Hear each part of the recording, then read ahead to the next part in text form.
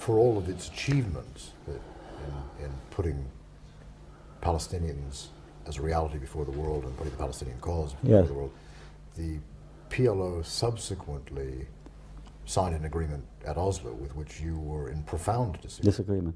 Well, one mustn't forget what happened during the rest of that decade of the 70s. I mean, the PLO for the first time established Palestinian institutions. So there was a research center, there was a health service, there was a sense in which we had become a kind of nation in exile or in waiting. And this was also the period where we were two things at the same time.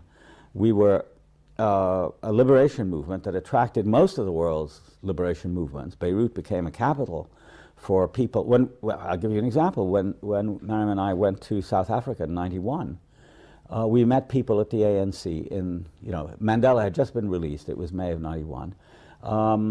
And we went to the ANC headquarters in downtown Joburg, and we saw people that I had seen in Beirut in the '70s who had come there when the ANC was, outlawed in South Africa. Many of the Sandinistas turned up, various people from Ireland, Cubans, and so on. And also on the other side, Carlos.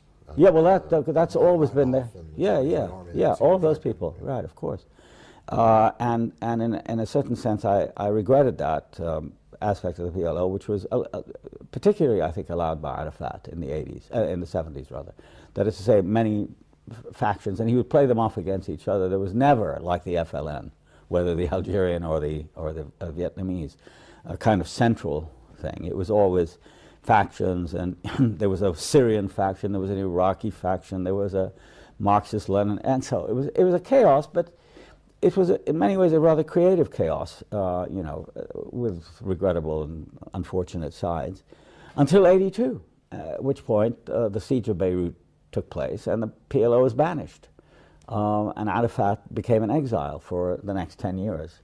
And during those 10 years, during the 80s, he was in Tunisia. And being a member of the National Council, and I knew him quite well, I went often to Tunisia, whether for meetings or to talk with him. And my main concern was to try to inform him and his people about the United States. I already in 1979 in Beirut had given a lecture in which I forecast, I won't say prophesied, but I forecast the fact that they would be negotiated with the Americans in a matter of time, because it was inevitable. And no matter what the Israelis did during the Intifada, for example, the first Intifada of the late 80s, 87 to 92, they were never able to dislodge the PLO, even among people on the West Bank and Gaza. They tried, for example, it was the Israelis who encouraged Hamas and established it. Peres himself was in charge of that. And the Islamic University in Gaza. All of that, as alternatives to the PLO, but that simply strengthened the PLO. I mean, there's this thing about Palestine. I think most people who are oppressed will resist by being, more stubborn in their beliefs and convictions, and wanting to go on. And all the efforts that were made to get Palestinians to move never succeeded with the Palestinians of Palestine. The Palestinians in Jordan, who were driven out in '71 by Hussein and by the Hashemites, and then again in '82 by the Israelis, ended up, one has to say it, ironically, by returning to Palestine, which is what happened with Arafat. But I knew that the U.S. was going to play an important role, and what I was very early struck by was the fact that not just the PLO, but most of the Arabs, the educated Arabs, many of whom had been in America, educated in America, whether they were Egyptian or Syrian or Iraqi or Lebanese or Palestinian, really didn't, in my opinion, have a deep enough understanding of what America was and what it would be like to negotiate with them. Of course, we had examples. There were the Vietnamese talks, and a very good guide in all of this was my friend Iqbal Ahmad, whom I took to Beirut in 1980, introduced him to Arafat, and he was the first one to explain to them that just having a lot of soldiers in South Lebanon and maybe 2 tanks, which is all they had, would be as nothing to an Israeli invasion. And he prophesied what the Israelis would do almost to the letter. But there was so much investment in conventional ideas about defense that were taken from the Arab armies, which had a very distinguished record of success, that they didn't listen to him. And of course, what he emphasized and what I got out of it was that we need to be creative and innovative and original in our thinking, and really try to work with groups inside Israel and and in the West and so on, and focus on that. So when Arafat was in Tunis, that long moratorium when he was, you know, high and dry, I would bring people to Tunis to talk to him about America, about resistance, about liberation, etc. It was hopeless, because in the end, what I could see right through the 80s was a very, very conventional mindset, where his model of rule was, I don't know, Hafiz al-Assad in Syria, that if you could get to Hafiz al-Assad and whisper in his ear, it would be done. You know, so he figured if you could get to the top American, then that was the end of your problem. And so the top American was you know, the president. And since, you know, because I was in this ironic position of being a member of the American establishment through my education, you know, being at Princeton and watching, say, during the Carter administration, classmates of mine in the State Department. So it was easy for me to have access. But I realized it wasn't enough, and so I was in this feverish situation of trying to explain. And then I didn't realize at the time, neither I nor Ibrahim, you know, that this was a period when he was, you know, doing his best to contact the State Department to make himself more attractive. And the way he did it, looking back on it, was to make more concessions than anyone else. In other words, he understood. I mean, he's a extremely canny, even brilliant tactician. He represented himself as the only person who could actually deliver the Palestinians. And as time went on after the Gulf War, when he sided with Saddam, I began to be quite disenchanted with him. There were other things when I criticized him openly in the Arab press through an interview I gave in '88 and '89. Our relationship became quite fraught. But I didn't realize how far he would go. And after the Gulf War and the Madrid conference, by that time I was already ill, and I felt very alienated. I realized that he was up to something. And I could see that the West Bank and Gaza delegation that had been appointed to negotiate with the Americans and the Israelis in Washington were a front for him, and that the real, you know, sort of behind-the-scenes power was Arafat himself, who had a man, Nabil Shaath, on that committee, reporting back to him. So whenever they took a very strong stand against the Israelis in their negotiations, Shaath would telephone Arafat, and then Arafat, through Shaath, would undercut their position by offering less, offering more. And of course the Israelis understood that, and they would then, you know, stiffen. And gradually he drew the Israelis to him, and then, as you know, they started having these secret meetings in Oslo and in Cambridge, Massachusetts. There were a whole set of meetings that took place in '92 that led finally to Oslo and the signing on the White House lawn in September of 1993. Now, most of the world praised that signing and said, and possibly even believed, that it was peace at last between Israelis and Palestinians. You were one of the few Palestinians, Haider al-Shafi was another, to say, no, this is a sham. But yeah. Why did you say it was a sham? Well, A, because I knew what was in the text. I mean, I remember talking again to Nabil Shaath, who was not at Oslo, but he had been telling me how much the Shamir government was you know, sort of blocking any agreement during the ongoing. Of course, I didn't realize that he was feeding Arafat all this stuff, and that he was taken quite by surprise. But he immediately, being the loyalist that he is, you know, put a very bright face on it. He said, you know, that they've done it. I said, listen, Nabil, I've seen the text.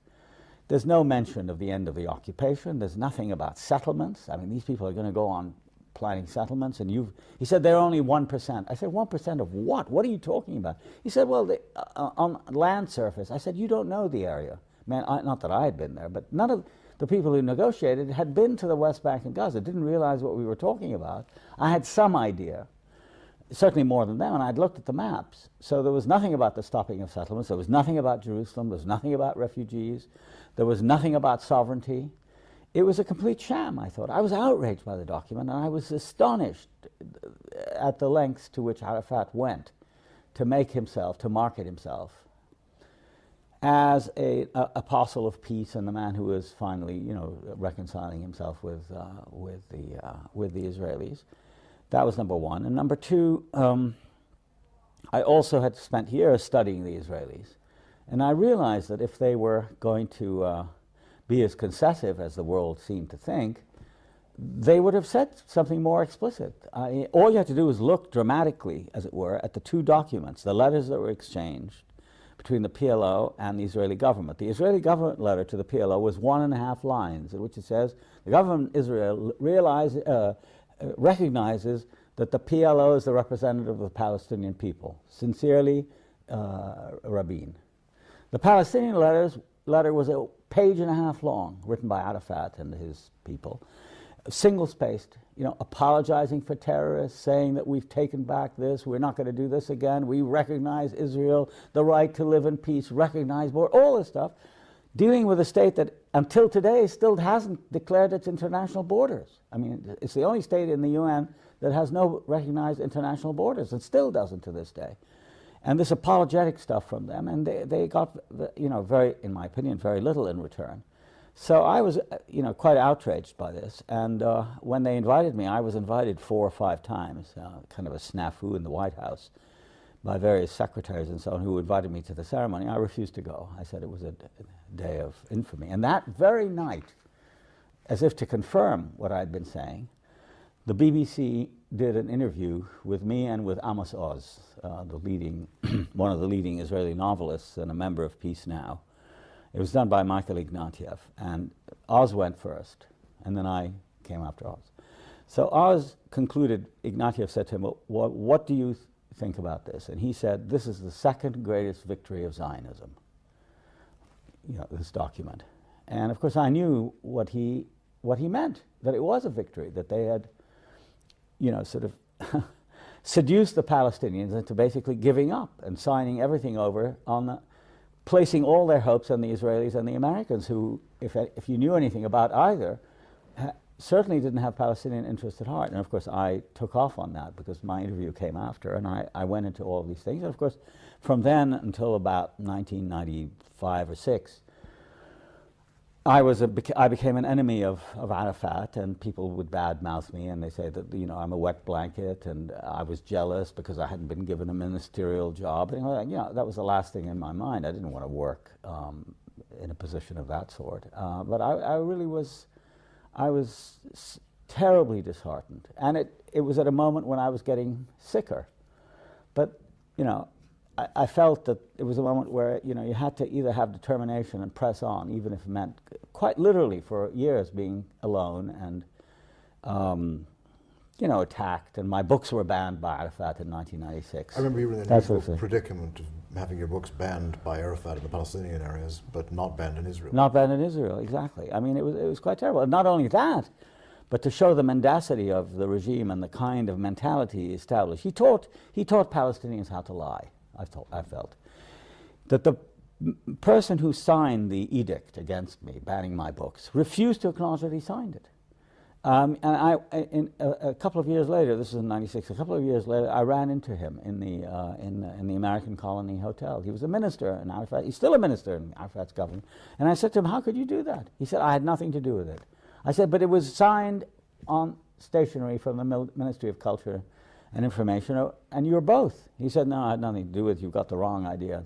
And even friends of mine who were in the government said, "We know nothing about this thing." But wherever you went, you couldn't get the books, or, my books were, because they were in Arabic. That's it. They had been translated from English, from my columns, put together in a fairly cheap edition, all about Oslo, from Cairo, and they were immediately distributed all over the West Bank. So that went on until it became intolerable for most Palestinians, and gradually the tide turned and opinion went my way.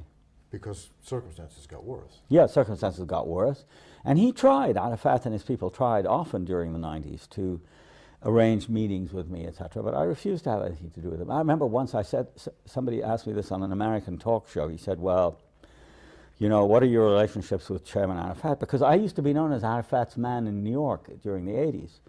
And I said, "Well, I have nothing to do with him. I think, he did something very bad. And is he in touch with you?" I said, "Yeah, he's in touch with me, but I don't answer." "Well, doesn't that show that he's a more decent person than you are?" I said, "Yeah, I suppose he is. He's a great man, and I'm not." But I was frequently asked by his people whether I would meet with him. And I said, yeah, of course I'd meet with him, but on one condition. They said, what? That it be a public meeting.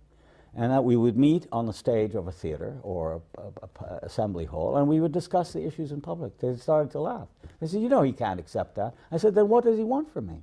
He just wants you to, you know, after all, it's a common struggle, all that nonsense. So I absolutely refused. I never saw him. The last time I saw him was in the summer of '92. He was recuperating after his operation in a Jordanian palace.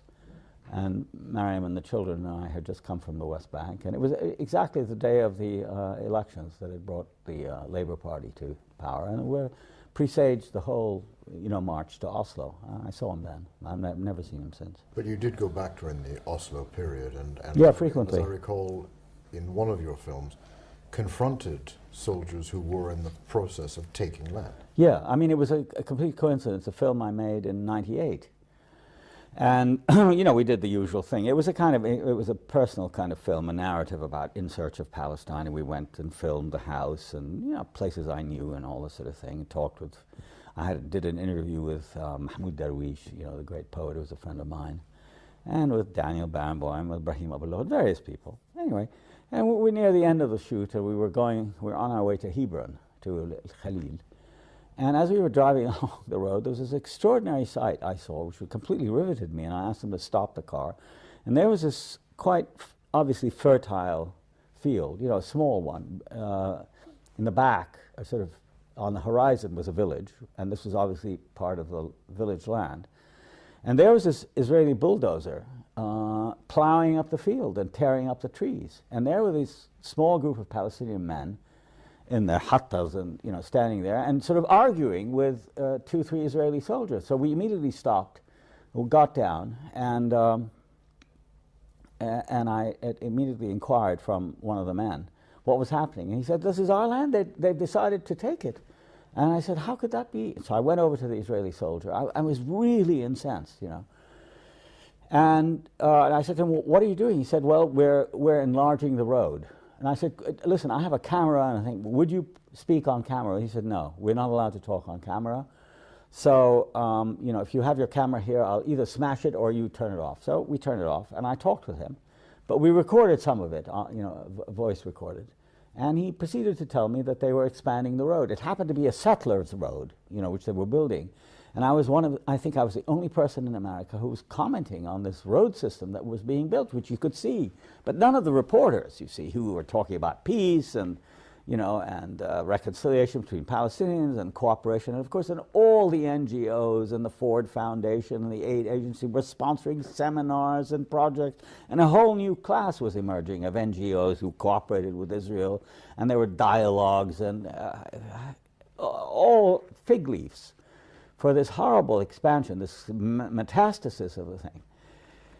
What then happened was that I said to him, you know, this man is telling you that his livelihood depends on it, and you just tell me it's the land of Israel. What kind of inhumanity is that? He said, listen, think of it this way. We've sent people to the moon. We build cars. This road, and he pointed to the settler road, he said this road needs to be expanded. So in order to do that, you have to excavate more land and take more land away. I said, yeah, but you're killing the trees, you're killing the crops. He said, it doesn't matter, it's progress.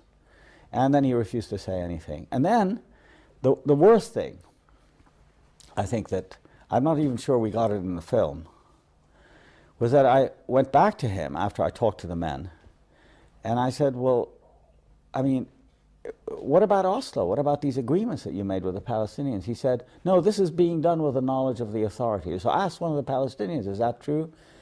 He said, yes, he came and he talked with them, and apparently, then I found out that what the Israelis had done during that period, it was in '98, they would announce in the local press, there would be like a box or something saying that we're going to come and take land for the road, the expansion of the road on such and such a date. So rather than dramatizing that, the Sultan or the authority would go along with it, would say nothing. They had been informed. Maybe people had been bought off, but that's where I felt really the failure of Oslo, was the inability of Arafat and his people to protect their own people. I mean, that was, to me, the great crime. Not that the people were unwilling to sacrifice, that they weren't willing to march and and to be steadfast, sumud as it's called in Arabic, but rather that the authority showed no care for them, and that's the thing that I found most. Just as the Israelis didn't care about them, neither did the authority. And earlier that week, I recall another terrible sequence similar to this one, where there was a group of Bedouin who had been living in the Jordan Valley, not far from Jerusalem, actually, on the way to the Jahalin. I saw what they did. And I got there just after the Israelis had been there, and I saw that these people were out, their tents had been destroyed. They were sitting out in the open, exposed. It was a rather severe early spring. It was February or March or something. And it was raining and cold, and there was children running around, and dogs, and women huddling together, and it was a heart-rending sight. And the men spread this blanket or rug, and we sat together, and they made me tea, and we started to talk. And then as we talked, I asked them questions about have they been helped by anybody. He said, oh yes, the Red Crescent came, and the Red Cross came. And Faisal Husseini, who died earlier, about a year ago, in 2001, who was the representative for Jerusalem, had come. And they'd all been very kind, and they brought us blankets. So I said, very good. And then we stopped filming, and then I told one of the men informally, I said, it's really good what you said, that they cared and they came. He said, no, I just said that for the camera. Nobody's paid any attention to us. And they've been moved again. I know. They're constantly being moved from one place to the other. But during this Oslo period, the Palestinian Authority appears to have cooperated with land seizures, as you've said. More than that, ministers in the Arafat government were financially benefiting by selling building materials and being involved in the actual construction of settlements, Jamil Tarifi, for example. Why is it that the Palestinians, for all of their relative level of education compared to the rest of the Arab world and sophistication, have ended up with a leadership that so badly serves them? I think it's an impossible question to answer. It's certainly been the fact of my life that ever since I can remember, we've been very badly served by leaders to whom we seem loyal. And the only thing I can offer by way of explanation is that there is this tremendously fraught sense of precariousness surrounding Palestinians as a collectivity. And if a reassuring kind of father figure appears, people flock to him. And because our lives and worlds are made up of bad news, if they offer, as Arafat always does, good news, or better, or more important, he doesn't say anything at all. I mean, since, from the beginning of Oslo until now, he hardly has addressed his people, which he could do very easily himself, and explain to them, as Mandela does, or did, as other leaders have. And yet people, are loyal to him. And whenever he's humiliated, as he has been recently by the Israelis, they stand by him. And I think we come back now to the question of intellectuals. I think the worst offenders in this are not the ordinary people who are just, hanging on to life and trying to make a go of it, and for them it's easy to, but the intellectual class, the one that benefited from the NGOs and the huge amount of money in projects that were poured in for human rights. For example, all these study centers that were established on the West Bank, somebody counted by the middle 90s something about 65 or 70 of them. The study of women, Palestinian heritage, folklore, every conceivable kind. Not a single one was established for the study of Israeli society. And that would be serious, teaching people Hebrew to understand what we're dealing with, what the history is, what the reality. None of that. It's all personal advancement. The absence, very important, I think, and I've been very conscious of this in my own work, the absence of role models. To who do you model your work and life on? After the death of Abdel Nasser, really the whole idea of a role model in the Arab world, somebody who tried to sacrifice, who remained true to a cause that didn't work for money. It wasn't co-opted by a regime. You couldn't say about Haidar Abdel Shafi, for example, that he was in the pay of the Egyptians, or he was really executing orders from Arafat or Hafiz al-Assad or Saddam. those kinds of people really disappeared from the scene. And third was the complete corruption of journalism. Journalism becomes who owns the paper. And very cleverly, as so many people in his position have done before in the Arab world and elsewhere, Arafat bought up all the papers. So that one of the most shocking stories of all is when there was a Christmas Eve service and he went to the Church of the Nativity, and he sat next to the cardinal, you know, the Catholics, and he wanted to. The picture, I don't know, inadvertently was put on page 3. He hauled in the editor and threw him in jail for 2 weeks for not putting the picture on the front page. So that the newspaper is thought of as just part of his authority rather than an independent source of news. And as I say, I think it is the intellectual class that never really stood up to him. And only recently, with the complete failure and the absence of any kind of authority under this sort of permanent brutal Israeli siege of destroying the infrastructure, of making life impossible, has there emerged a group of people who realize that in the end, you know, they're the people, the teachers, the doctors, the lawyers, you know, who are going to have to keep the society going, and it's held together. It's held together. Of course, family plays a very important part, not tribalism, family. It's a different thing. Tribe suggests something anthropologically sort of aberrant. But families and a connection to the land, in spite of Arafat and his people. And slowly examples of, like, again, my friend Abu Lughod, who went back and really set an example for others that he gave up in America. You know, he was a prosperous, or at least well-off professor. He owned his own house. He lived in a Chicago suburb. He was a respected member of the community, as we say, and he went back and lived in Ramallah and offered his services for nothing to the university. That has been missing. And finally, and ironically, it's been missing not in the people who are, you know, who need to do it, who need jobs, but it's the people who don't need jobs that are the ones who are, you know, the superbly well-educated, the well-off, the people who would survive. I mean, just because their skills and their background give them enough of a head start. They're the ones who, alas, always are flirting with Arafat, and you want to be called into the cabinet and want to get a ministry and that sort of thing. It's extremely disappointing. But can we go a bit deeper on that point of Arafat's leadership? The one way that I might see it, and you might not, I don't know, is that Arafat and other Arab leaders behave in their societies very much like Arab fathers in their families. So the Arafat would never be able to sit with you any more than a father could sit to be questioned by his son in an Arab family. And I think this emerges in your own memoirs and your father.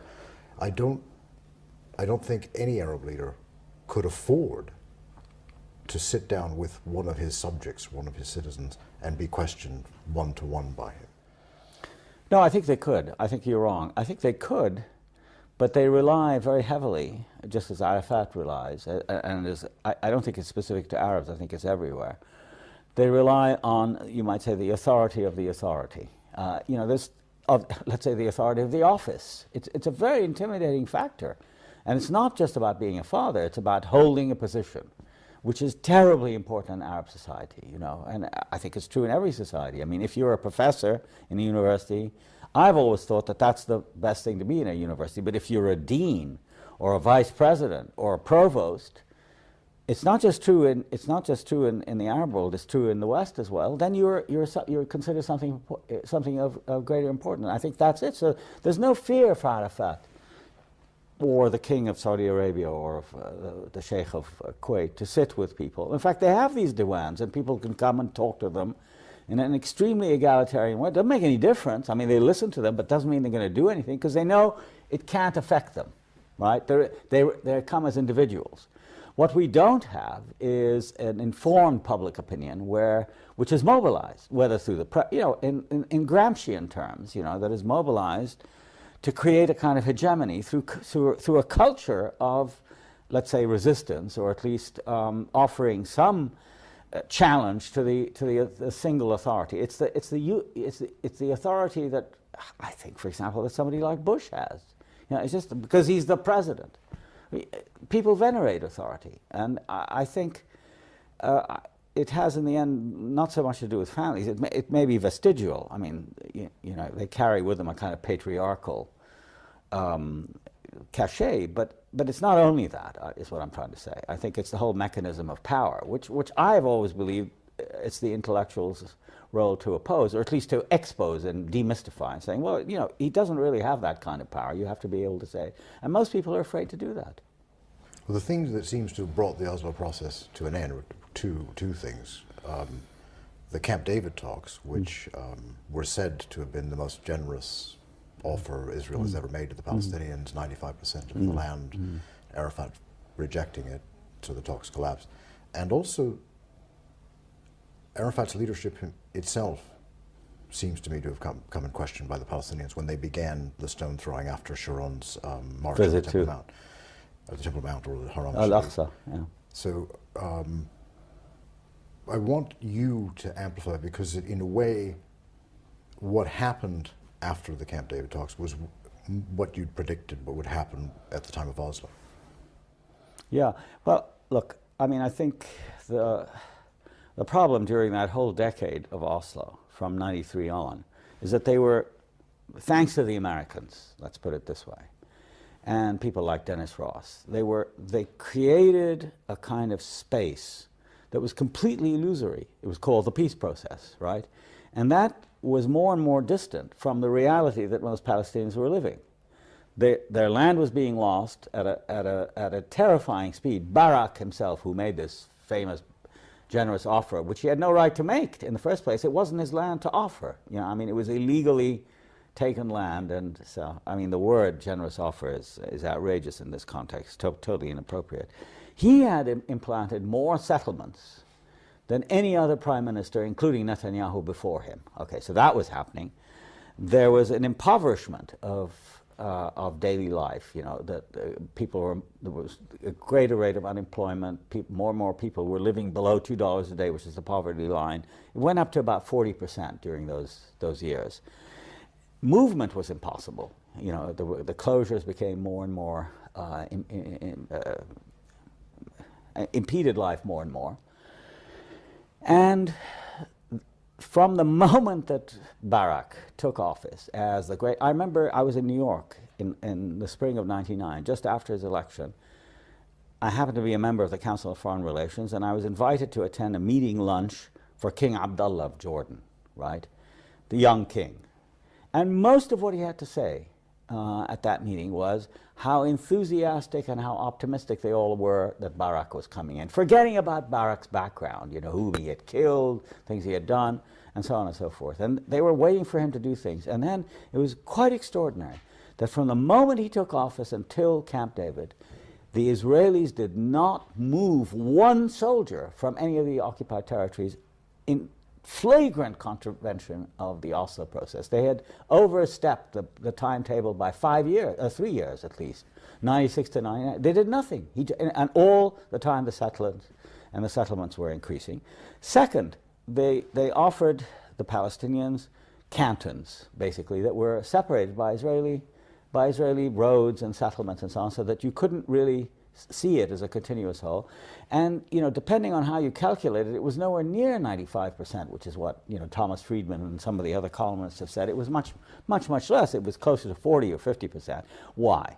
Because the Israelis and the Americans with them in this illusory process had invented, had produced a scheme that was positively Kafkaesque in its complexity, all the time presenting to the world a picture of great simplicity. We are moving towards peace. In the end, the Palestinians will have their independent state.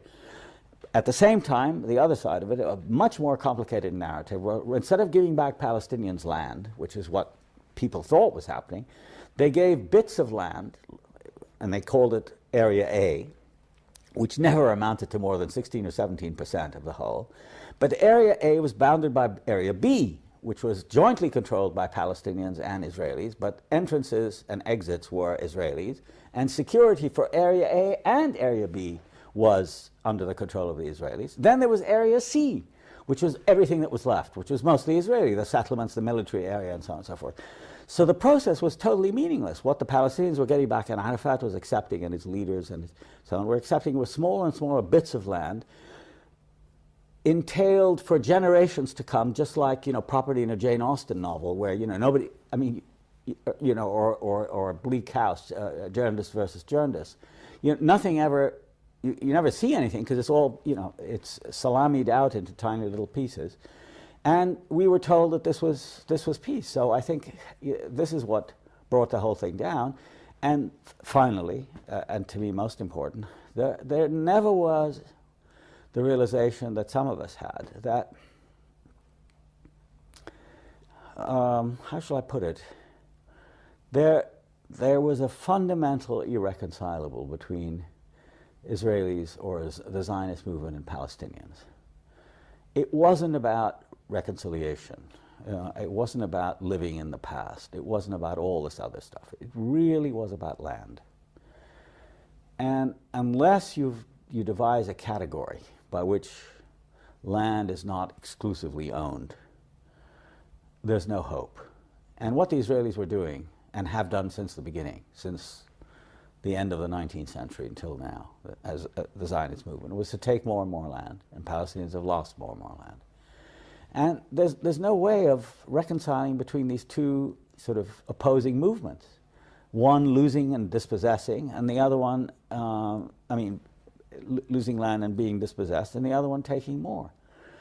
And that's where I came to the conclusion that the only sensible resolution, given the obstinacy and the obduracy of the Israelis, who had so much power thanks to the United States, that they could afford to ignore the facts and reality, was to think about a way in which they could live together as equals, not on a partitioned land, but as equals on a land called Palestine, or Palestine-Israel, depending on it, in which people were equal and not defined by their ethnos or by their religion. But this is very difficult for, above all, American Jews. I think many Israelis would accept that. But American Jews, I think, are the main obstacle in this, because for them, Israel is a kind of secular religion, and it has to be a place to which they can retire or return or retreat or whatever. And they resist this idea. But there's no other way you can deal with the Palestinians as an actuality without thinking in terms of equality. I believed for a long time in the proposition that you could partition the land again, as the British tried to do in 1947 and 48. But partition brings more problems, as we know from India and Pakistan, we know from Ireland, we know from Cyprus, you know, that if you keep partitioning the land, you either propagate and continue the conflict, or you resolve nothing, as the case was in Lebanon. They fought the civil war, 150,000 people were killed, and they're back to where they started from, in a kind of, you know, many Israelis would say, though, that what you're talking about means the end of the Jewish state, and they don't want to give up the Jewish state. Not necessarily. If they want to have a Jewish state, which has a kind of primary importance for Jews, I have nothing against that. But they can't have a Jewish state which contains Arabs. I mean, the solution to that problem of a Jewish state is to kick out all the Arabs. That's why... That's Benny Morris's solution. I beg your pardon? That's Benny Morris's solution. Well, Benny Morris's solution, it's Sharon's solution, it's Eitam's solution. It's, you know, a lot of people believe that that's the only way to do it. And I'm against that. I neither want to throw out every Jew who came to Palestine after 1948 or whatever the formula is, nor do I want Palestinians to be thrown out again. So I say, listen, isn't it possible, I mean, just rationally, isn't it possible that you can live in any way you choose? If you want to live as a Jew, you can do that. But you cannot ignore the presence in your midst of another people who have been there and have, you know, rights to existence there for at least as long as you have. I mean, you know, I've studied the history of Palestine, and actually the period of Jewish ascendancy in Palestine is very short historically. I mean, you know, it's about 200 years between the end. Kingdom. Well, the Israelite kingdom, but there were many other kingdoms, and they were never the only people there. They had ascendancy during the period of the kingdoms, right? It amounts to about 200 years, but in the meantime there were Greeks, there were Byzantines, there were Turks, there were Crusaders, and so on and so forth. So who knows? Who knows who is purely Jewish and purely Arab, etc.? It's basically a mixture. But to decide by draconian means that only Jews have the right to this land, and it's written in the Old Testament, that's fantasy. For me, the most dramatic thing that occurred in the last 5 years was the proposition in Parliament put forward by Meretz about 3 years ago that as an optional component of the Israeli baccalaureate, the high school degree, they should be encouraged or offered the opportunity to read Palestinian literature and the poetry of Mahmoud Darwish. They went hysterical. They didn't want that. Why should we do that? And that struck me as a terrible augury for the future, because I mean, if you you can't admit into your consciousness the existence of another people, then I mean, you're really on the road to ruin of some kind. And I felt that my role has been to precisely to make it possible through rational means for Jews to admit the existence of Palestinians, and for Palestinians to admit the existence of Jews, to think in terms of equality, to think in terms of citizenship, rather than in terms of, alas, which has gone completely against my formula, to think in terms of nations and blood and language and all those potentially divisive things. It's been very, very hard. But the reaction to the Meret's proposal to teach Darwish poems in the Israeli curriculum is evidence that what you're talking about is a utopian idea. Yeah, it is utopian. Yeah, it is. But I mean, look at the alternative. The alternative has been bloodletting on a scale that no one can afford. I mean, the Israelis think they can afford it, but I think they're banking too heavily on unlimited United States munificence. Who knows with these people in the White House and people afterwards? They're counting on the fact that Palestinians in the end will give up. They're not going to give up. I mean, that seems to be as absolutely clear to me as. And there's not even a formula for them to give up. All that's being offered them is that they negate themselves. I mean, that's not. So I think the alternative is much, much worse than the so-called utopian, and vision, or at least the utopian proposition. But I think, on the other hand, that if one could multiply these kinds of efforts, such as mine, I think the chances of success are far greater than people suspect. But that's all that's before us. There aren't too many other offerings on the plate. Now, to go back to the beginning of the present Intifada, I said earlier that it seemed to me to be just as much against the leadership of Yasser Arafat, who subsequently co-opted it to protect himself. What is it directed against now? It seems to be sporadic in Kuwait, suicide bombings, still some mass demonstrations, but fewer and fewer because of the curfews and the closures. Where is it headed? What's its strategy? Well, I don't think it's headed anywhere. I think it's mostly fueled by defiance. I don't think that'll stop. There is, I think one would be foolish to deny it, there is a considerable amount of religious and nationalistic fervor, which comes out in, to my way of thinking, useless acts of destruction. I mean, to show the Israelis that, we exist, and that no matter what you do, there are going to be responses. You can't eliminate everything that we do, which is what the Israelis have been trying to do. There are two inhuman logics really at work. And I think it's very important for us, for Palestinians, to show not only that suicide bombings are useless, but also to show that at the same time that they are really intimately tied in the same dialectic with Israeli tactics, which are equally useless. And I think that you might say the silver lining in the cloud is that this is only the surface, that beneath the surface, I'm convinced, and I know, insofar as one can know these things, that there are other movements developing, which are, you might say, at the level of civil society. I mean, most of the institutions of the authority have disappeared. The police force doesn't exist anymore, the incarceration, the corruption, all of that is now, let's say, informal. It's no longer planted in the center of Palestinian life. In the meantime, with all the difficulties that they experience, the schools are still open, the universities function, the medical services, the ambulances, the health centers, etc., have great difficulties, mostly caused by the Israelis. Nevertheless, they continue to provide services. There's a huge network in the villages of medical relief, and that's entirely a civil sort of self-help project done by Palestinians, completely outside the authority.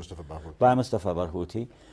Outside the authority and having nothing to do with the ordinary NGO network of sponsorship by the Swedes or the Germans and so on and so forth. And there is a dawning awareness, despite the fragmentation of the land, by these closures, this vicious system of 250 barricades, there's a dawning awareness that if we don't do it ourselves, nobody's going to do it. Arafat can't do anything. Arafat is now, I think, more or less completely neglected.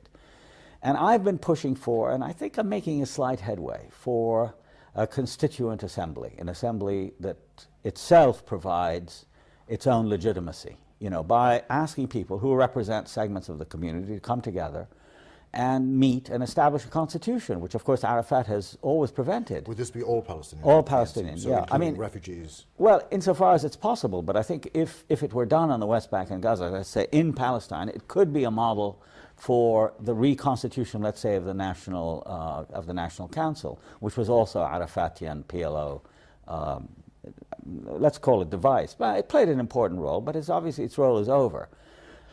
So I think that is the possibility of the future for local Palestinians. And then second, I think there's a dawning awareness that without working with like-minded Israelis, creating like-minded Israelis, we can go nowhere. The Arabs are really hopeless.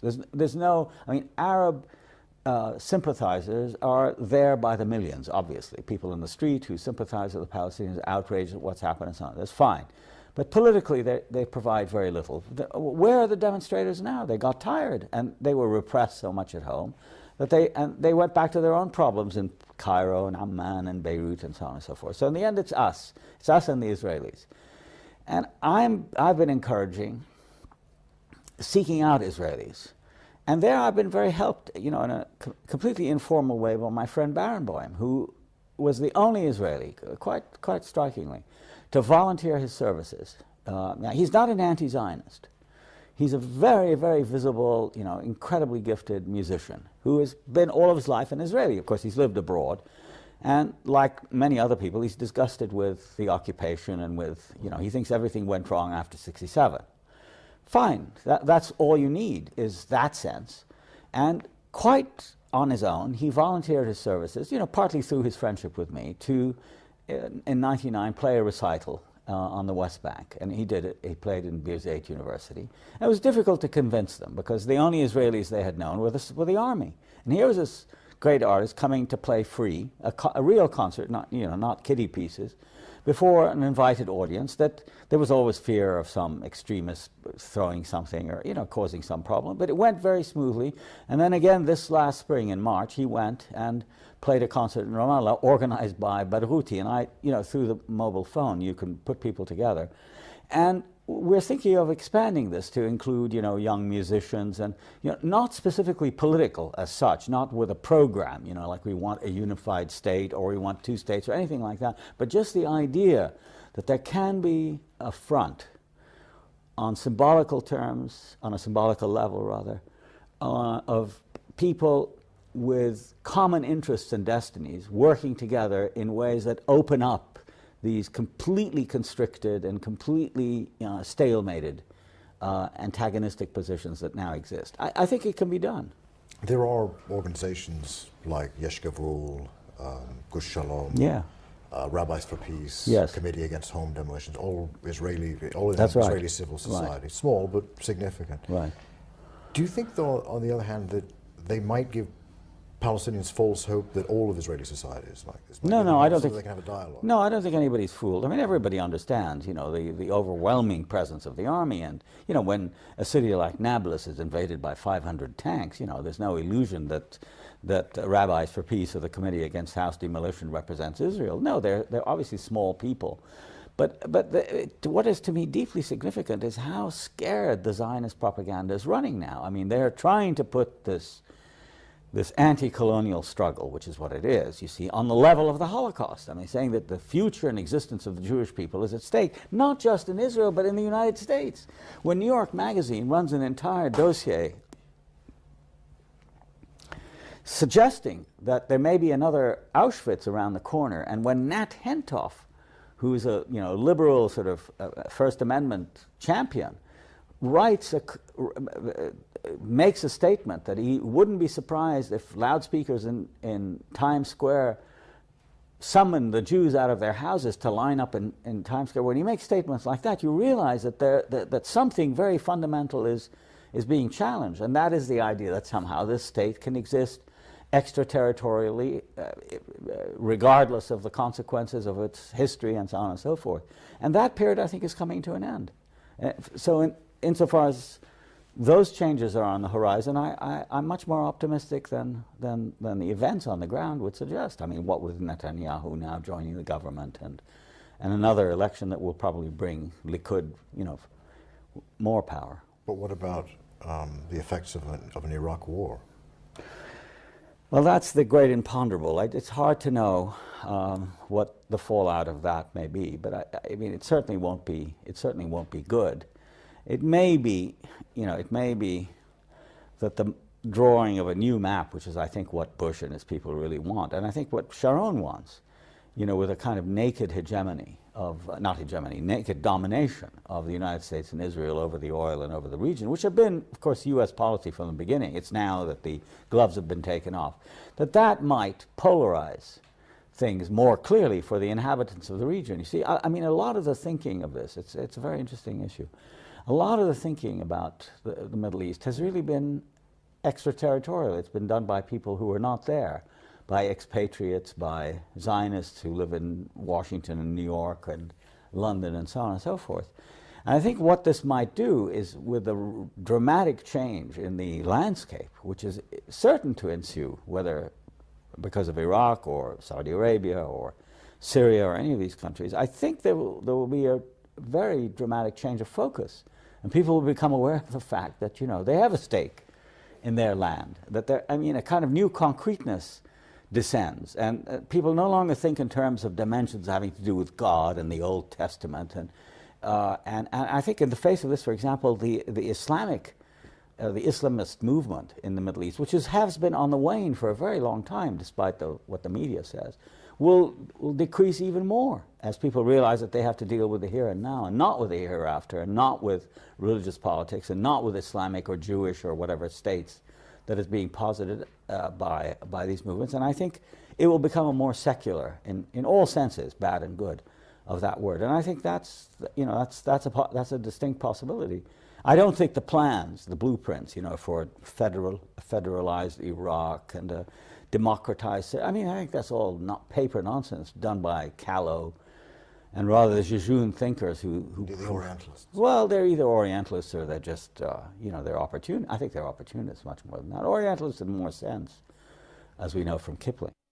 I'm going to personalize it a bit, this whole problem. And I'm thinking of a poem that Mahmoud Darwish wrote before he went back to live in Palestine. And it was, as I recall, what am I to do then? What am I to do without exile, without long nights staring into the water? What about you? Have you come to depend on exile, to prefer it?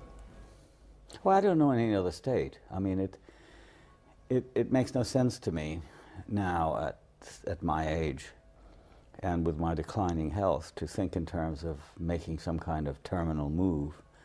And I've been very interested, you know, not for very subtle reasons, in something that I call late style. You know, I'm writing a book, which I hope I can sometime finish, on the last period of various thinkers and writers and musicians and artists' lives.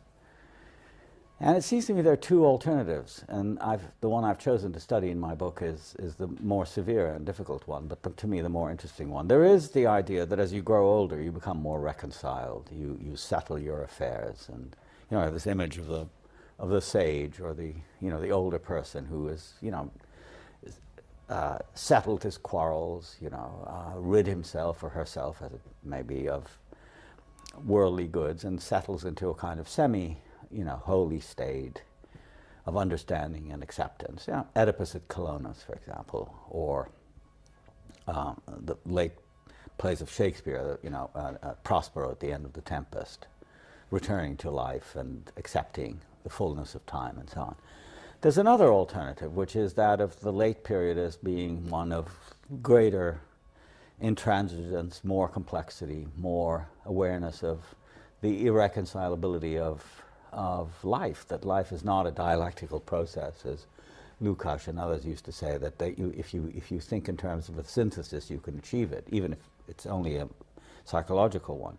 But rather that there's a endless discovery of new complexities and new difficulties, and I think that's what really interests me. I mean, it's not that I don't feel any more comfortable with it than I did earlier. I still feel out of sorts and at odds. You know, and anger plays a fairly major role in my thinking about, for example, Palestine. And well, it's not just anger, but you know, it's one is exercised. One's so you're still raging against the night. Yeah, well, I don't know, raging. No, I try. On the contrary, I try to put it as sensibly as I can.